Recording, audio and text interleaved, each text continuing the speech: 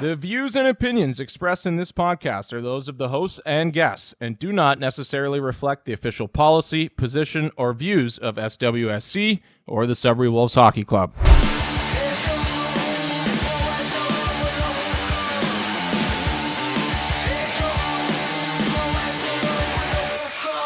All right, hello and welcome to another episode of the DenCast. As you can see on the screen, we are joined by one of my favorite Sudbury Wolves. He's missing a few teeth, but he's looking pretty good today. There you go.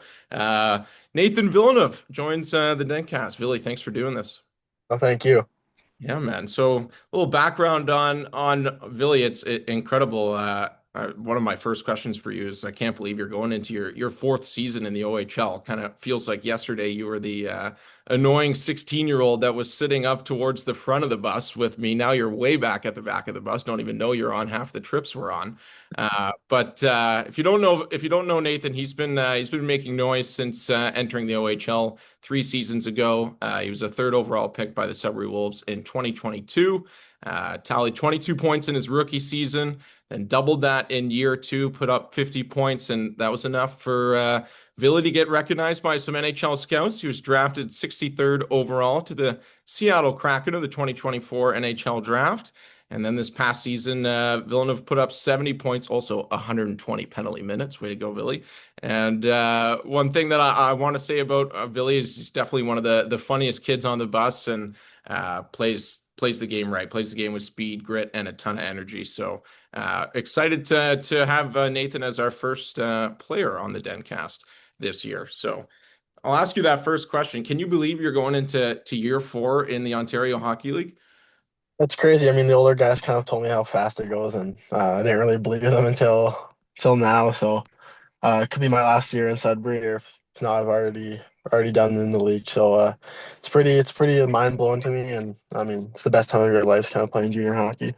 Yeah, so you talk about some of those older guys. Who were some of your mentors in your first season? I can think of some of the names, but who are the guys that kind of had to coddle a young Nathan Villeneuve and make sure he stayed out of trouble and played the right way? Yeah, I mean, obviously, Goizy, I'd known him for a little bit. He's from kind of close to Ottawa, so he was kind of my main mentor in my first year, and then obviously I got pretty close with Anania and McCallum. So, I mean, those three guys I kind of looked up to, and then obviously DeGrazia. It was a quiet overager for me in my first year, but obviously he worked pretty hard and had a pretty successful OHL career. And then also Dylan Robinson was there, and Joe Ranger and Kevin Broussard. So, kind of all those guys kind of like moved on already, and kind of crazy to think about that. Yeah, no kidding.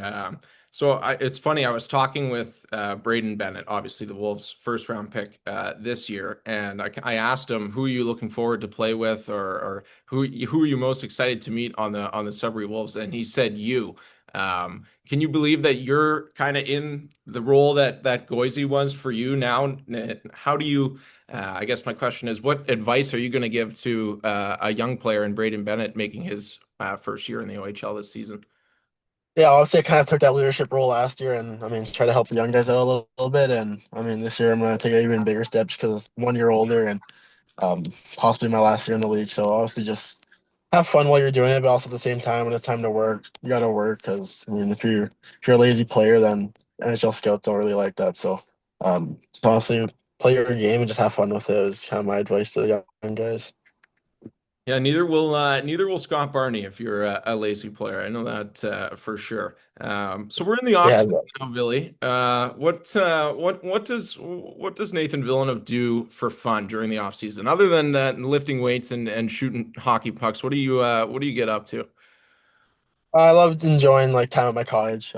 Been there a couple times, and that's always pretty relaxing for me. I like to go on trips. I'm going on a couple this summer, which is pretty nice to kind of get away from lifting and stuff. I didn't really have a time off because I head to Seattle this weekend. So obviously it's a pretty busy time for me, and just doing those little things, kind of just getting my mind off hockey and just stress relieved is awesome to have.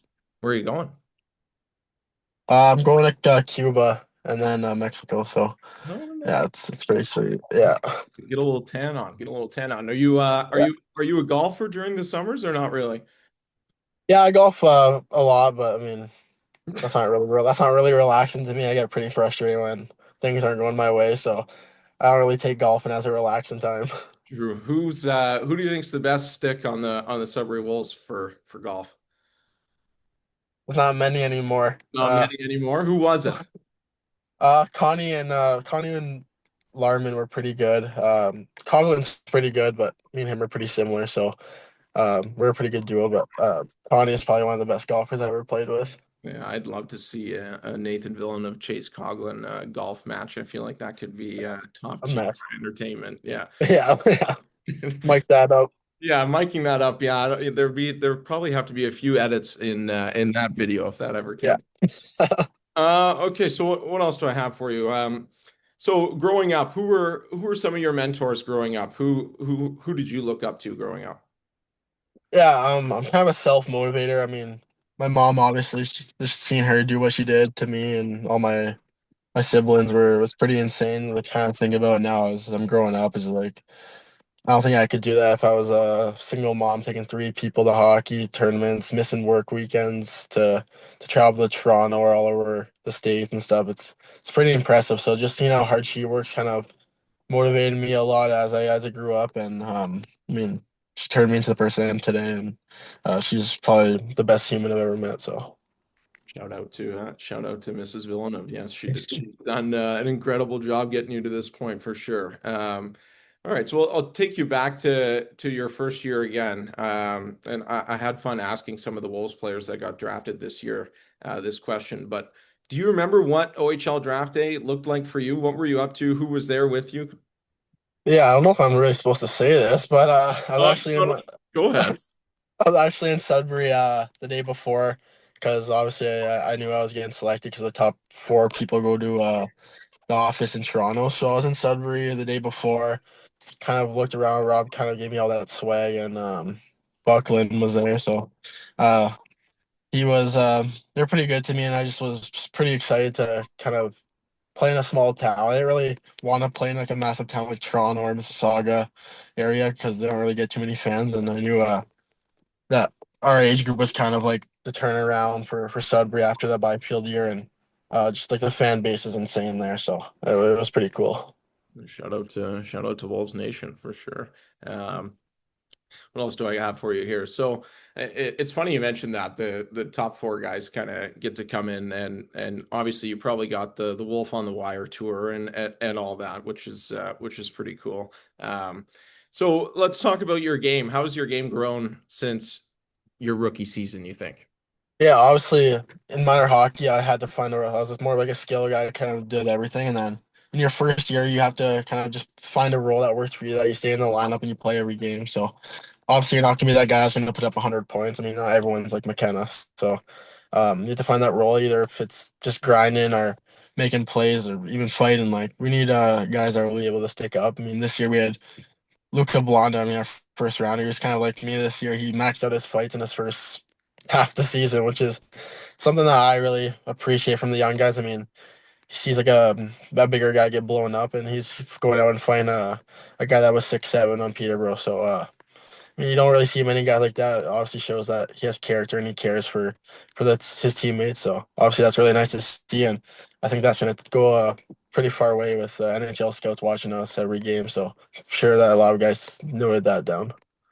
All right, so you talk about young guys getting into fights. That kind of leads me into a question I wanted to ask you. So obviously the Wolves season came to an end, and you get called up to play in the American Hockey League. You and Goisey are rejoined once again.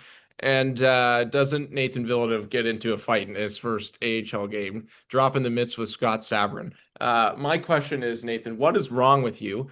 And why did you decide to? I guess I already know the answer to this question, but why drop the gloves against Scott Sabrin so early into your AHL career, if you will? Yeah, I mean, obviously what he did was kind of dirty. I mean, he cross-checked my team and then obviously cross-checked him to the face right after. And I had no idea what Scott Sauer and everyone before the game was like, because they knew I fight a lot. I mean, I fought at rookie tournament against a guy that was like 6'8", and I mean, I did really well in that one. So they knew I was fearless, and obviously they told me to just watch out for Scott Sauer. And then next thing you know, 4 minutes into my debut, I ended up playing one of the toughest guys in the AHL, if he's not the toughest yet. And then he also was a pretty big fighter in the NHL. So I mean, I don't really know what's going through my mind. It's kind of just emotion. I mean, you have to make a statement in your first game. That's kind of the biggest thing coaches look for. And I mean, I didn't really get taken out of the lineup after that, so it was probably the best decision I could have made, but Yeah. probably the worst at the same time. Yeah, yeah, yeah. Good for you though, man. You are fearless for sure, and you hung in there pretty well. So, but I can't lie. As soon as I saw that video, I was just laughing. Just Yeah. classic Billy getting into a fight with one of the league's toughest enforcers right away. But yeah, it's certainly got some eyeballs on you for sure. Hey, Wolves Nation, the countdown is on. Hockey season is almost here, and the schedule is dropping soon. Lock in your Wolves season membership now and score the best seat in the house before the puck drops this September. Get exclusive perks like member-only prizes, early access discounts, and more. Don't wait. Secure your spot today at greatersudbury.ca/tickets. Um, Another question I wanted to ask you: who's the funniest guy in the Sudbury Wolves dressing room other than yourself? And I'll let you pick a guy from any of your seasons with the Wolves. Yeah, Case Coughlin's definitely a character. Baran, I mean, he just says, I don't know if he's trying to be funny, but he's just funny all the time. I don't know what goes through his mind, but he says some pretty funny things. I don't know, we have a pretty character group in Sudbury. I mean, there's not really much to do there than hang out with the guys. So it's obviously pretty nice that it's like a small town, so all the guys get pretty close, and everyone kind of finds each other pretty funny. But I don't know. I've been pretty close with Coughlin, and we've had a good couple of years together, so it's probably him. I had a feeling you were going to say Chase for sure. Uh, Another question for you: any pregame superstitions for yourself? And then, is there a guy on the team that has like the weirdest pregame superstitions in your opinion, or is everyone just normal? I mean, obviously, Delic has a pretty weird one. I don't see someone warm up as much as he does. He probably does an hour and a half of warming up before game practices. For me, I don't really have one. I mean, in my draft year, I was always go to Wendy's, grab a Frosty, um, eat that in the room, do a little warm up, then go on the ice. But this year, I didn't really have one. Didn't really work out the start of the year. I had a pretty slow start this year, so obviously, I just went back to my half tape job, like on my blades. So that's probably like the only really thing I really do. And obviously, get a coffee before a game with Clay. We always go to Starbucks. It's kind of crazy. I probably spent $5,000 in Starbucks this year. Just I go every morning, practice our game, morning skate. I go in the morning. After the skate, I go to Pita Pit, and then wake up at around 3:30, get clean by 4, go to Starbucks, then get to the rink pretty early. I'm usually the first or second guy there, so I also like to be an early guy. I hate kind of being later than some people like to just be on time, but I like to be pretty early. Yeah, nice. So when did the Frosties get retired? Like, was it one of those situations you went a couple games without a point and then just said, you know what, it's probably the Frosty, so I'm retiring that? Or Yeah, I mean, obviously being suspended the first 6 games didn't help, but I didn't score my first 2 games, so I was pretty frustrated. I'm like, I'm not doing this anymore. And then I scored in North Bay, and then just took off from there. So I just kept it like that. all right, nice, nice. Well, whatever works, right? So I guess Nathan Villeneuve is or pregame Frosty, and Brad Marchand's into the Blizzard. So Yeah, I guess ice cream might be the way to go for hockey players. I should have taken that route. Um, you mentioned North Bay there, so I asked Chimino this question, and he gave me North Bay for this answer. But I want to ask, obviously, someone who's playing on the team. During your time in Sudbury, who's the biggest rival in your opinion? Would it be North Bay, the Sioux, or Barry? Barry for sure. I mean, we had a lot of conflicts. We play each other way too many times. Play them like 8 times, which is pretty insane. It kind of sucks being from Ottawa. We only go there once, which I wish they made it twice, just because that road trip's probably one of the best ones we have, and our team gets pretty close during those road trips. And this year it's in January, so it's gonna be a little bit different. We have to find another road trip where we can find time where we get like a day off in a hotel where all the guys go into the same room, either play Xbox or just do a couple spins, maybe. Yeah, who knows what goes on in our room. So uh, obviously, just yeah, I think we think probably Barry in that situation just because of the conflict we all had, and um, I mean, they're a hard hitting team, and that's kind of our identity in Sudbury is just be a physical team, and that's been like that since I've been there. So probably those two teams.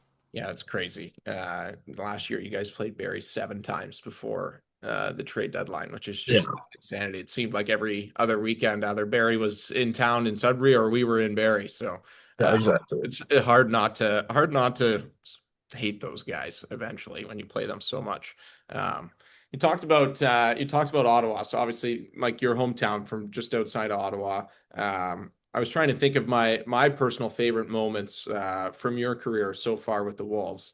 One of them would be your first game in Ottawa in your rookie season. You scored that goal. I think Walton set you up, and huge celebration for you in that game, and obviously scoring in front of what seemed like 1,000 Villeneuve family members that were in attendance in that game. So that's one of my favorite memories. There's obviously a bunch of other favorite memories for me from you. Obviously, this season, the Tiger Williams celebration after the 10th goal against Kingston was just ridiculous and it was hilarious.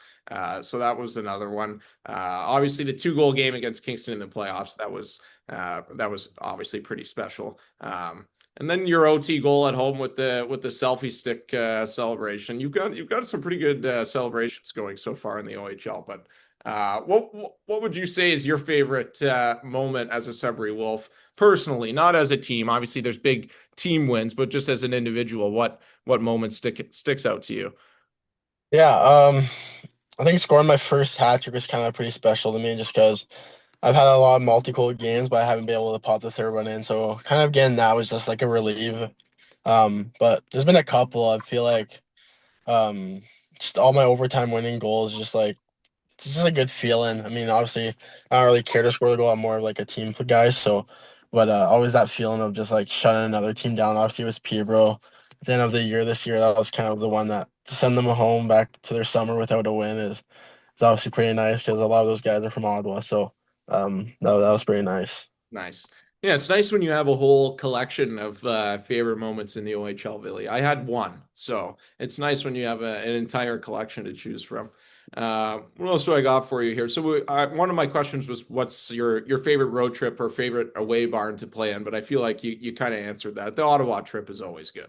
Oh yeah, it's always good. I mean, we have Gatineau, we have a bunch of like things we can do in Ottawa. I mean, coming from a small city to a huge city is always like I don't know, pretty fun for a lot of guys. I mean, they get to see family, and then um, I like Ottawa the most just because it's usually during Thanksgiving. So after we play Ottawa, I usually get a couple days at home and then drive back up there, fly back to Sudbury. So yeah, probably Ottawa is my favorite road trip. My favorite rink to play in. Um, Probably North Bay. I mean, I always do pretty well in North Bay. I mean, our team kind of broke that streak of not winning in North Bay a lot, so it was nice to kind of be able to win a couple of games there. Yeah, nice. And then this year, Rue Noranda too. That should be interesting. You, Yeah, that's pretty cool. I mean, 5 hours up north. I mean, I don't think I'll get any service there, but it'll be a nice weekend. No guys will be on their phone, which is pretty nice. nice, nice. Okay, so there was a big debate here at the SWSC office with the Howler Awards. So Howler Awards were given out this year, and let's just say Villy and some of the other Wolves teammates didn't necessarily agree with the selections for some of these categories. So I'm going to give you the floor now to kind of rewrite the script here for the Howler Awards. So the first one, who had the best nickname on the Sudbury Wolves this year? Uh, I'd say Danger. Danger had a pretty cool nickname. I mean, there's not really many you can call someone Danger and Dangerous at the same time, Yeah. but Okay. yeah, I think Danger deserves that award. I'll give him that. Okay. All right. Chitter's got to be up there too. Hudson Yeah. Chitterone. Yeah, Chitter. he's second. He's second for sure, but I Okay. think Danger's still a little cooler. Okay. Now this one was the one that I think got the most controversy. Who has the best style on the Sudbury Wolves last year? Because I Yeah, think that's insane. Chucky Yeah. got voted for one of these, and I Yeah. think you didn't necessarily agree with that, which is a shot at Chucky. No, yeah, no. I think I'm a way better dresser than Chucky. Um, I don't know, I think me or Chase had the best style this year. I mean, every time I got a new suit, I mean, I'd always look over and Henderson would be copying me. So, um, I don't think he deserves any award for that just because he's copying every color I get and every suit I get. So, either me or Chase gets that one for sure. Fastest skater. Um, that's hard. We have a couple fast guys. Hendo's pretty fast, Shitter's pretty fast, but um, yeah, that one could be a draw. That's up in the air, that That award one's for up in the sure. air. Okay. All right. Best celebration. Yeah, that's me for sure, Yeah. 100%. Sweet. Yeah. All right. All right. So there's Billy's take on the Howler Awards. I'll make sure to show this to Sam. And is Sam still your celebrity crush from last year? No, no. Oh, you're gonna break her heart. That's awful. That's awful. Sudbury, come watch the champs defend the throne. The Sudbury Five are ready to defend their championship title for the 2025-2026 season, and you can be a part of the action right from the start. Get your season membership now and lock in your place among the crowd as the Five fight for their throne. Early members score exclusive perks, discounts, VIP access, and more. Don't miss out. Grab your membership today at greatersudbury.ca/tickets. What are you most looking forward to for this year's Sudbury Wolves team? Obviously, your rookie season and your second season, I would say the expectations were, especially in year number two for you with Dvorsky and Goyette and yourself and Walton, the expectations were through the roof. I'd say last year the expectations weren't as high, but you guys kind of turned some heads, especially in the first half of the season. I'd say the Wolves are in a similar spot as last year coming into this current season. Expectations aren't super high, but I know for you personally, you're going to want to have some success this year with the team. So, what's your kind of excitement level and outlook on the team this year? Yeah, the league's pretty different now, with obviously with the NCAA thing. So, the league's gonna be younger, and it's gonna be all guys that are older that are either signed to NHL contracts or just guys that are just trying to make a statement to get drafted. So, I think it's gonna be different. I mean, I think we have a group to obviously do it again. I mean, I want to finish my career in Sudbury. That's kind of where I started, and that's where I want to finish it. So, I'm not looking to get traded if any of the Wolves people are looking. It's either I'm playing in Seattle or back in Sudbury. So, um, obviously, I mean, I'm excited. We have a young group. Well, not that young anymore, but we have a pretty new group to the league. I mean, a lot of guys are only going into their second year, and a couple are going into their fifth and fourth. So, I think we have a group to do it. We have a pretty strong, uh, core of the people. I guess I can say is just like Coughlin, Ferran, Walton, me. We have Marshall. I mean, he was outstanding at the start of the year, so he'll kind of be our number one goalie as Chucky goes off to RPI. So, obviously, we have a good goaltender. If he stays hot, then that's obviously a bonus. But obviously, just Barney's systems have been worked at the start of the year, and obviously, we've kind of had a little drought after Christmas, which I think it's like a tradition in summer. We always have a little drought after Christmas, but obviously, if all the guys go home and kind of dial in for that Christmas break, then I'm pretty sure we'll have a run at it again. Yeah, I'm looking forward to it. So, you said you're off to Seattle soon. When do you get to Seattle?